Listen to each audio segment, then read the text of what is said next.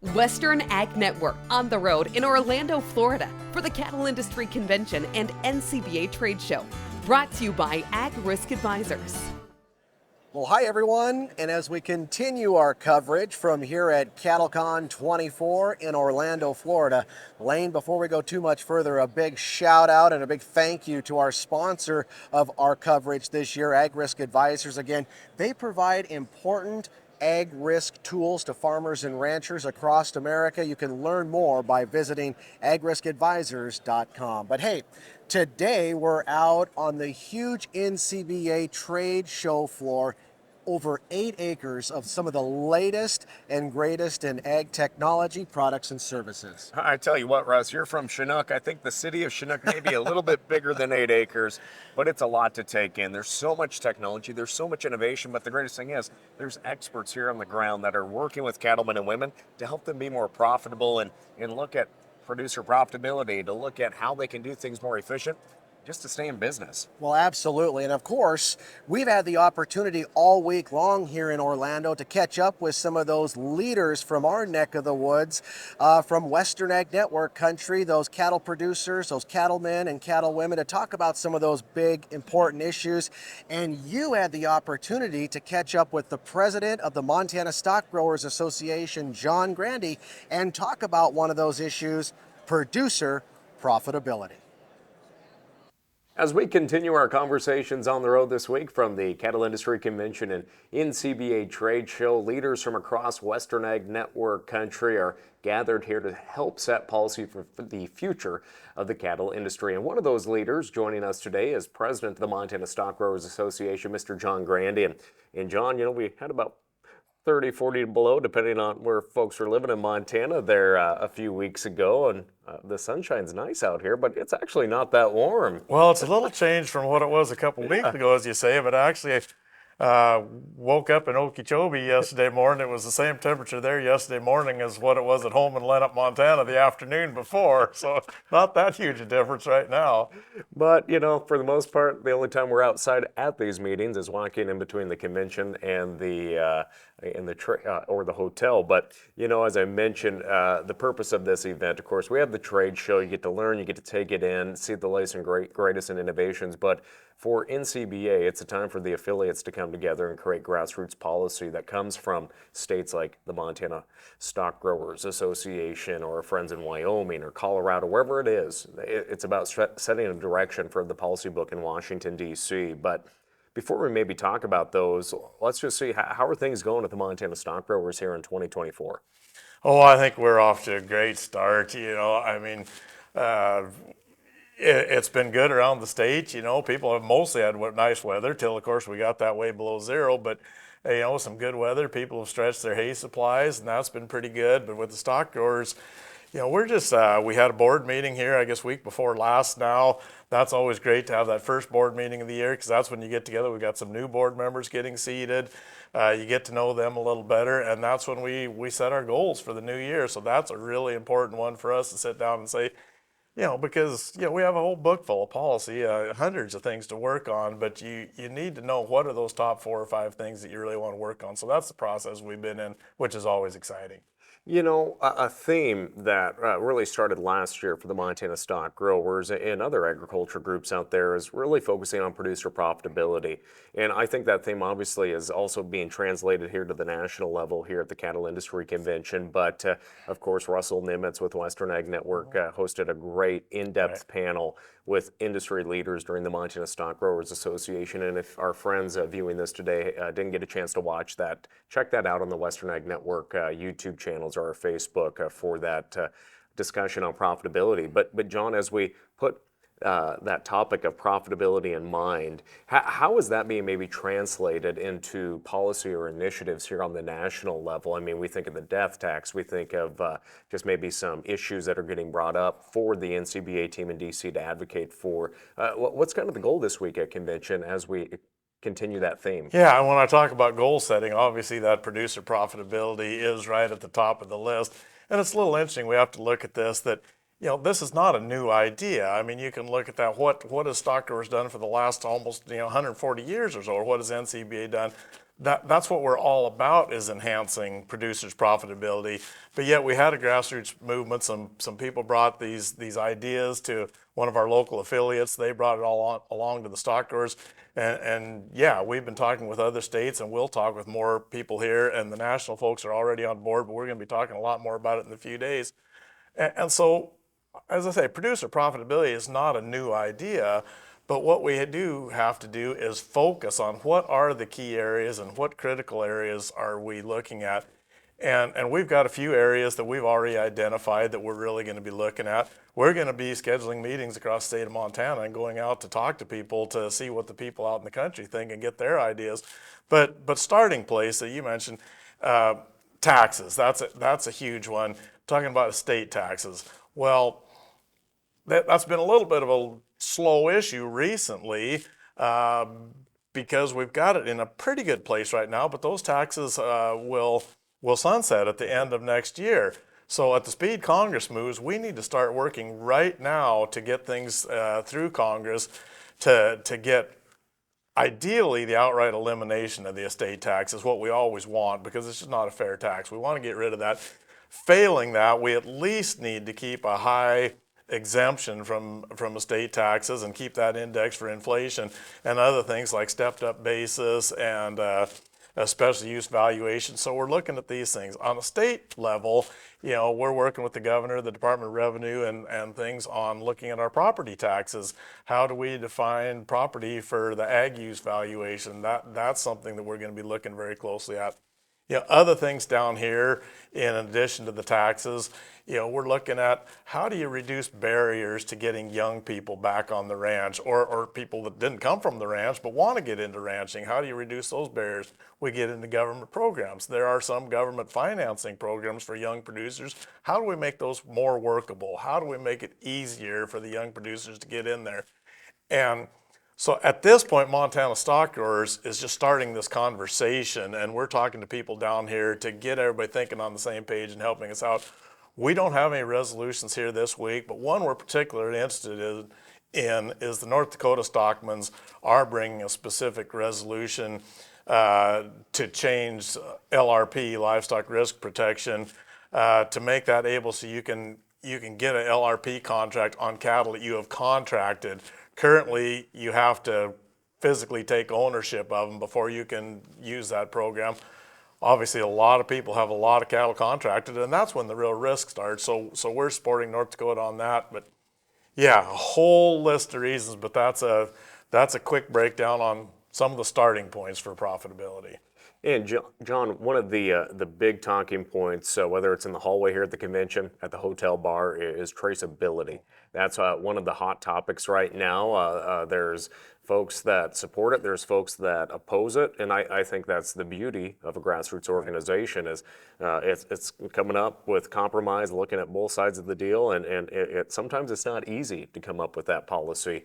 What is the Montana Stock Growers Association's stance on traceability within the livestock industry? Sure. Well, we've had policy for some time now saying that we support a voluntary traceability program. Anything that comes out and says it's really going to be mandatory, we're very careful of that. So some things that are on the table right now that they don't use the word mandatory per se, but if they're asking USDA to promulgate rules that will affect everybody, as it stands now, we're going to have to oppose anything like that. We do need a lot more discussion on it, though, and there is a directive coming out that we have signed on to and stood in support of, which basically asks the NCBA to come out in the country and do more education on this, because there is a lot of things that people don't understand about, how would new traceability programs work as opposed to what we have now just with a bangs tag or things like that, and how does a disease outbreak issue, if we should have something like foot and mouth, how does that differ from what we can trace back just through brand inspections? Very different things. So we need more education. We need to have that conversation. But at this point, anything very mandatory, we're going to be opposed to it. Well, again, that policy issue we're going to continue to cover here on the Western Ag Network throughout this convention, of course, and have an update on whatever comes out of those conversations. But John, I know it's a busy time here in Orlando, but looking ahead, obviously the cattle herd continues to be at a record low number. I know drought and grasshoppers are top of mind for producers, not only in Montana, but across the western United States. It'd be great to have our cattle herds at top capacity back home and get these high prices, but we know that supply and demand dictate our market right now. But I guess what are some words of encouragement that you have for producers, not only in Montana, but across our region and Western Ag Network about just being active and doing everything you can to be innovative and put producer profitability in mind? Well, I mean, that is the good news. With some moisture, Montana is in better shape than it's been for a while, and with these market prices, that's helping people a lot. We're very cognizant of the grasshopper issue we've had in some areas for several years. We've been having meetings already. We're having another one tonight, talking to people about the grasshopper issue potentially coming up for next summer.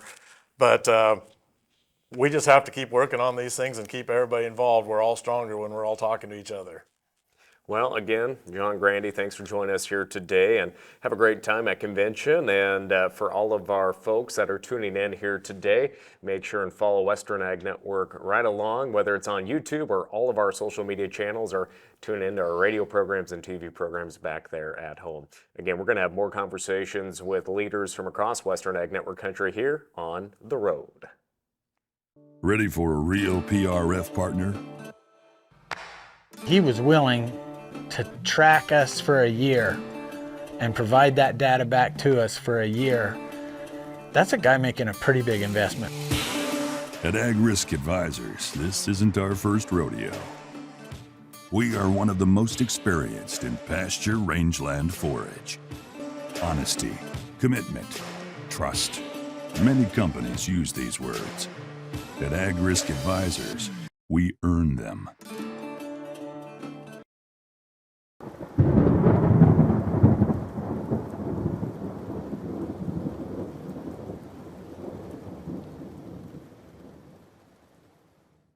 Russell, producer profitability, definitely one of the big themes of last year moving into this year. And as John Grandy said, it's not a new concept, but it's putting a different focus on that issue. And of course, here at CattleCon, policy is really the bedrock of the National Cattlemen's Beef Association. And Russell actually caught up with Wyoming rancher and president of the Wyoming Stock Growers Association, Jack Berger, to discuss those key issues as well. Well, as we continue our coverage from here at CattleCon 24 in Orlando, Florida, it's always a great opportunity to catch up with industry leaders from back home. And joining us now from the Cowboy State is Jack Berger, president of the Wyoming Stock Growers Association out of that Saratoga country. And we're catching up with you, Jack, just on the heels of these regional meetings here at this convention. Region 5, of course, includes Wyoming and Montana and quite a few other states like Colorado from Western Ag Network country. How important is it when we talk about a grassroots organization, whether it's the stock growers back home in Wyoming or here at the national level with NCBA, that really the direction of the organization starts with the membership? It really does, and that's great to start with these regional meetings so we can all get together and hear what's going on in each other's region and kind of start at that level and be prepared for the week, and know where we're coming from and where the other states are coming from. So. Well, and over the years, what I have found is Region 5 does carry quite the punch here on the national level, and folks, down in the southeast part of the country or in the northeast part of the country, they're truly interested in how we're dealing with our unique issues out in the West. We're going to eventually talk about the Rock Springs management area, but one of those unique issues that really no other place in America gets to deal with when it comes to like the Endangered Species Act and predators like grizzly bears. Yeah, we got grizzly bears and wolves and, the whole Endangered Species Act, which probably wasn't a bad program when it was thought up. It just, they should work with cooperation instead of regulation, and maybe it would be a more workable deal. This is their 50th anniversary, and what is around less than 3% of the species listed have ever been delisted. So not a very good track record right there. They need to change something to make it workable, I think. Yeah, they need to listen to a few more cowboys and cowgirls from states like Wyoming, and of course our legislative leaders, that are always going to bat for livestock producers out here in the West. As we come out of that Region 5 meeting here in Orlando, what were some of the talking points that the Wyoming Stock Growers Association brought forth to the rest of the Region 5 caucus?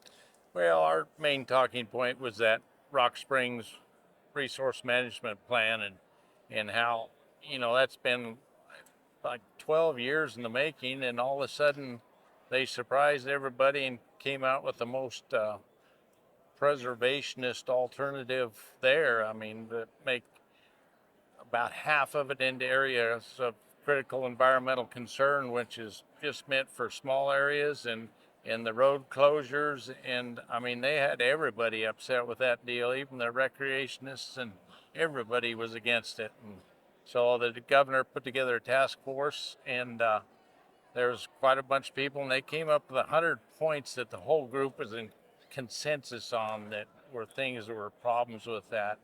And the BLM says they're going to take them into consideration, but I'm not sure what that means. So, Yeah, I mean, how frustrating is it though for like states like Wyoming who, and groups like Wyoming Stock Growers, Wyoming Farm Bureau, the Wyoming Wool Growers. I mean, for as long as I can remember, the groups truly try to have a cooperative team spirit with these federal agencies, only to have it basically just be a bunch of lip service. well, that started in like 2012, and for several years up until 2020, all the groups were talking, and they kind of thought they had a direction. In 2020, all the talk stopped, and all of a sudden here last fall, they sprung that alternative on everybody, just to everybody's surprise. It wasn't where people thought they were headed, so it's sure not a balanced approach. So is that kind of a call to action for folks to get more involved with their state associations like the Wyoming Stock Growers? And if they haven't already, get involved at the national level and pay your dues to an organization like NCBA? Well, I mean, that's something I'd been talking about. I mean, we got to stick together. We can't just let a few of us be out here, you know, taking all the heat on this stuff. We got to have everybody participating, I guess, and be joiners. And whether it's just local level, state level, national level, we got to have people helping us on this stuff, because there's fewer of us all the time. We better stick together. Yeah, absolutely. And of course, it all gets back to being able to pass on to the next generation, Jack. I mean, and one of the biggest issues out there that's prohibiting a lot of small businesses, including farms and ranches, is the estate tax or the death tax, and just having to give away basically what it's taken generations to build almost in a snap of a finger to the federal government. Yeah, that estate tax is horrible for any business. We're talking about ranches and farms here, but any business to try and pass it on to the next generation, that's a killer right there and stuff. And that's something we got to continue to work on. And I mean, it's not like we haven't for a long time, but seems like we make some gains, then we go backwards again. So. Yeah. Well, lastly, I mean, over the years, you talk about making some gains. How cool is it to have another national president for the next 12 months leading the National Cattlemen's Beef Association in Cheyenne's Mark Isley? Yeah, we're proud of Mark and glad he's going to be the new president, and he'll do a great job. And we're glad he's from Wyoming, and we're well represented. Absolutely. Well, thank you, sir, for taking a little bit of time Yeah. and joining us here on the Western Ag Network. Again, catching up with industry leaders like Jack Berger, the president of the Wyoming Stock Growers Association, just one of the many thousands of cattlemen and cattlewomen joining us here at CattleCon 24 this year in Orlando, Florida. Continuing our conversations on the road this week at CattleCon 24 in Orlando, we're catching up with many of the producers in Western Ag Network country, and one of those familiar faces to many of our viewers, Mr. Mark LaValle, is joining us here today. He is a board member for the Colorado Cattlemen's Association, and Mark, as we're down here at the convention, we do want to take a moment to pause and tip our hats to the family of Terry Fankhauser. Terry, longtime exec there at the Colorado Cattlemen's Association. We tragically lost him this week. So our thoughts are with everyone at CCA and with the Fankhauser family. So, I mean, mover and shaker in the industry, Terry was. Yeah. Yeah, he was a great friend and a mentor. Just a go-to guy you could call and get, if you needed help, he was there. He bled CCA and the industry. He was behind it 100%, so he'll be greatly missed. Well, it's a tough time for everybody across the nation that knew Terry and the impact that he had in the livestock industry. But that's one great thing is it's a big family here at the CattleCon. But again, we just want to share our thoughts with Terry's family and friends that I don't have the words. We truly lost a true friend of the industries. But, with that, though, Terry would be the type where we're here to do business. That's right. That's exactly how he was. Yeah. And Mark, as we're down here at the meeting, what does it mean to come from Colorado? And we know the issues that Colorado agriculture faces, but to come here and know that you have fellow producers that are facing some of the similar issues that you are going through and trying to create policy to move the nation's cattle industry forward. Yeah, this is the place to make it happen. That's why we all come from all over the United States to make policy and try to get things done in Washington if we can. Federal lands and private lands and water issues. Colorado, we've got a big water issues. As you know, downstream, they're trying to take everything they can. So we're digging in for the fight. We just got wolves introduced, which we really are excited about. In December, Colorado voted to do wolves 2 years ago, and so the Western Slope is going to feel the wrath of that. But and we're here to see what we can help with at NCBA. And obviously, CCA just recently got together during the National Western. What was that like, having a gathering there and discussing some of these key issues on the state level? Yeah. So our crowd wasn't as big as usual. We had a blizzard in town, but we probably the two biggest issues, or three, we had some beef issues, but most of it was wolves. We're talked about wildlife in general. They're talking about maybe trying to put buffalo in the state now. So we're they're coming out from all sides, and water was a big issue. We've had a lot of conversations around producer profitability over the last year, and the importance of every agriculture group coming together to advocate for each other. But I do think that Colorado has been a shining example of agriculture groups coming together, whether it's the PAWS Act or the other issues where every single ag group has come together, had a voice on behalf of producers, and you're continuing to do that. Obviously, we're seeing slaughterhouse ban legislation there for the city and county of Denver. Can you share an update on that front? Yeah, so we're starting to build a coalition to fight that initiative. We also have one that wants to ban lion hunting in the state, and we're working on that. And that's another tribute back to Terry Fankhauser. He knew how to build coalitions, and he taught all the rest of us how to get together and work together, and we've done that a lot. So kudos to him on another spot. But those are a couple big issues. I don't know, there's probably 20 to 30 bills at the State House that affect agriculture, and none of them are in our favor, but we're going to go down and see what we can do about them. Well, last time that we sat down for an interview, your family had just been honored with the Environmental Stewardship Award and the Leopold Award, correct, down for Colorado. What has that been like, going through that process and getting well-deserved recognition? Yeah, it's been kind of a roller coaster ride. Yeah, it's been kind of crazy. We've given a few interviews, and I kind of look at the ranch and say, well, I guess we did do something here, that we usually work out every day and don't really realize it, but we're doing some things. So, yeah. We appreciate being recognized. Well, again, Mark, thank you for your leadership, and to all the CCA members that are down here in Orlando this week. Yeah, look forward to seeing you, Lane. Thank you. Well, again, friends, we're going to have more of these conversations on the road again throughout this week's convention. Make sure and follow along on all of our social media pages and share these stories along the way. And Lane, obviously, just hearing Mark talk about that wolf issue now that they're having to deal with in Colorado. When it comes to that wolf and that apex predator, we certainly know a thing or two about that in states as well, like Idaho, Montana, and Wyoming. And that's an issue we continue to cover quite a bit, that wolf reintroduction. Our network's Rachel Gable, a great voice for those producers in Colorado and the surrounding states that are impacted by that reintroduction of that wolf. But of course, Endangered Species Act reforms is one of the top policy priorities that NCBA continues to focus on, that they pushed out this week, and also making sure that the National Environmental Protection Act, or NEPA, doesn't get too out of hand either. So those are just a few of the things that comes from the states back home.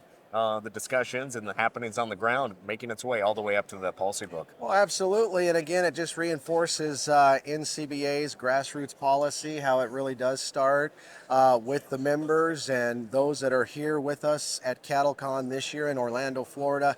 And as we talked about during this On the Road segment, it all starts in those regional meetings. And of course, Western Ag Network country, Region 5 specifically, does have a very powerful voice when it comes to setting policy, especially for those cow-calf producers from our neck of the woods. Very, very true. Well, friends, we want to thank you for joining us on this On the Road segment, brought to you by our friends at AgRisk Advisors. For more on all those risk management tools they're providing you out in the countryside, visit them online. And on behalf of the entire Western Ag Network crew that's down here in Russell Nimitz, all of us, I'm Lane Nordland. Thanks for joining with us. Follow us around on all of our social media channels. We're going to continue to have these conversations from the event in Orlando for you all back at home unable to join us in person. But thank you for joining us here on our digital media channels. We greatly appreciate it. I'm Lane Nordland from CattleCon 24. Western Ag Network on the road in Orlando, Florida for the Cattle Industry Convention and NCBA Trade Show. Brought to you by AgRisk Advisors.